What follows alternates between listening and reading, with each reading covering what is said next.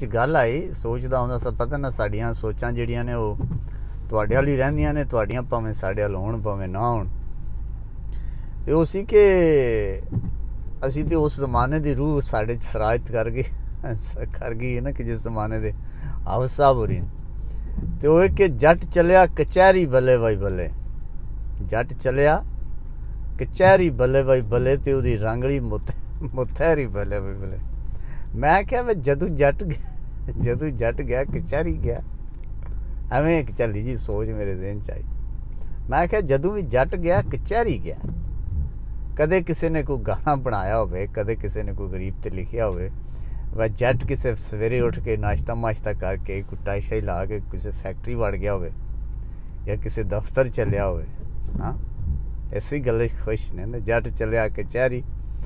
भले भी भले तो जो साड़ियाँ मुटियारा भी साढ़े वास्ते कोई कीता ना तो उन्होंने यही आख्या कि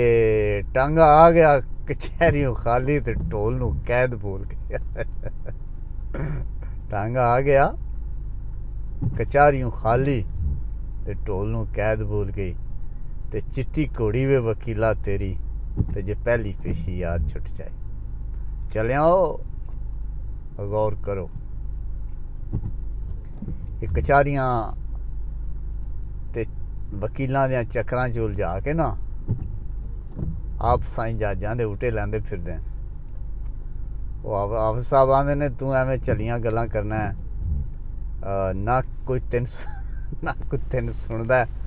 और ना कोई तेरी गल ते गौर करदा है मेरा भी बड़ा अच्छा जवाब हाफिज़ साहब इत्थे